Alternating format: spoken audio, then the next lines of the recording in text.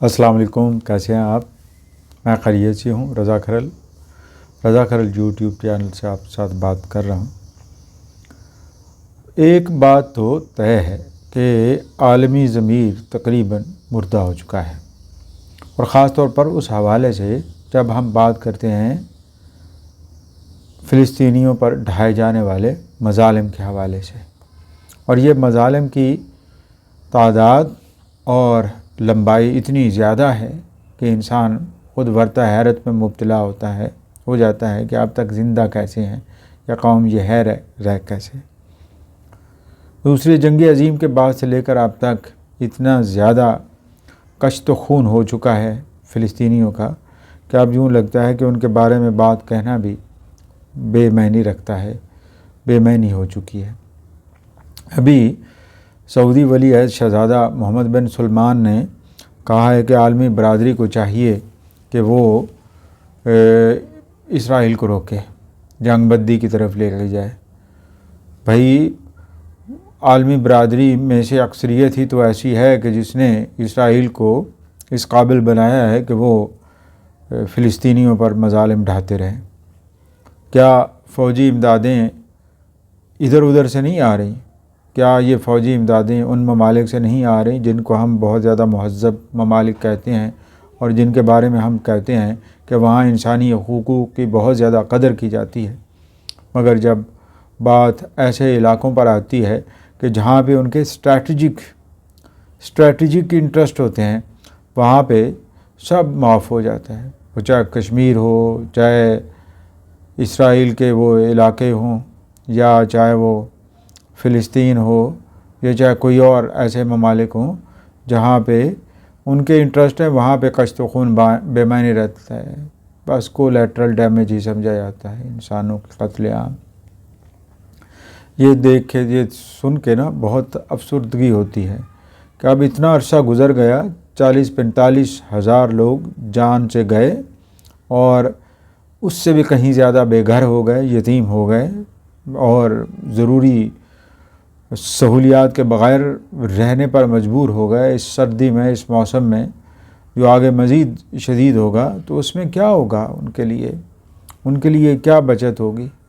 تو کیا اس دور میں جس میں ہم رہ رہے ہیں، کیا ہم اپنے آپ سے انصاف کر رہے ہیں، اور ہم اپنے آپ کو مطمئن کر پا رہے ہیں یا کر پائیں گے کہ ہمارے سامنے کشت و خون ہوتا رہا اور ہم بس محض تماشائی بن کے دیکھتے رہے؟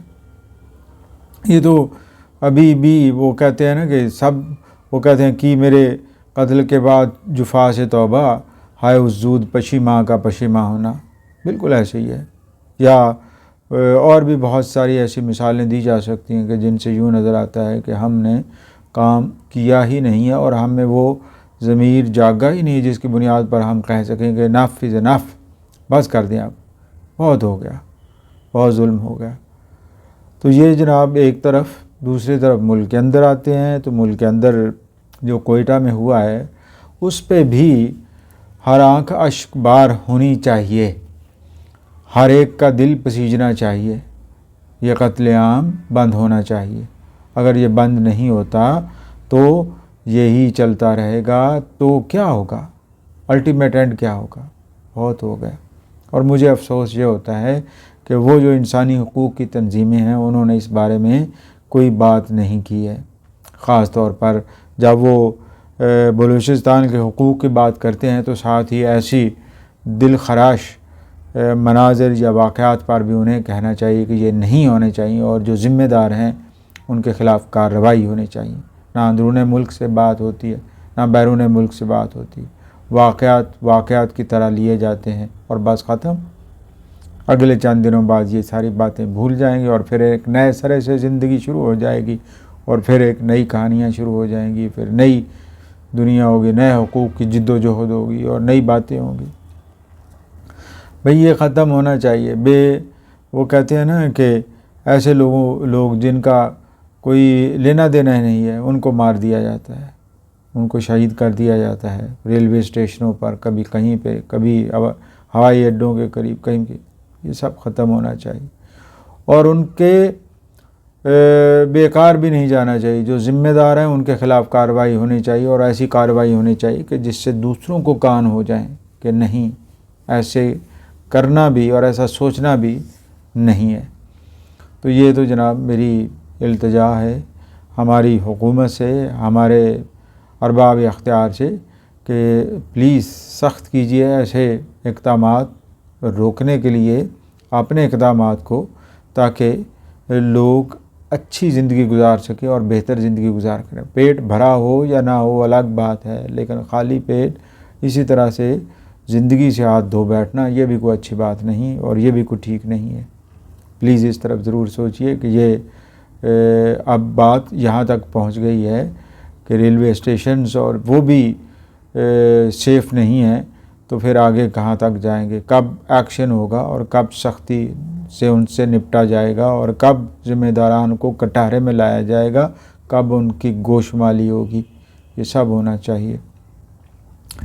آگے بات معیشت کے حوالے سے کچھ خبریں تو یہ ہیں کہ جناب ہماری اسٹاک ایکسچینج کس لیول پہ پہنچ گئی، 94,000 کی حد عبور کر گئی اور وغیرہ وغیرہ.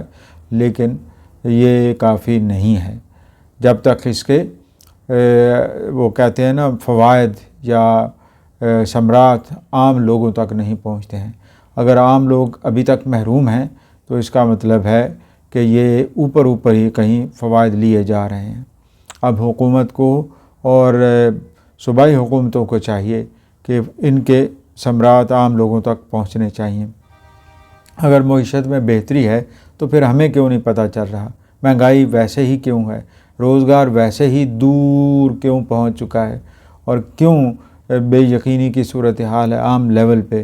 جب آپ کہیں دکان پہ جاتے ہیں، جہاں کہیں ایون خوانچہ فروش کے پاس بھی جاتے ہیں، تو اسے بھی یہی ڈر ہوتا ہے کہ کل قیمت بڑھانی نہ پڑ جائے، کل بڑھ گئی یہ کیا ہوگا؟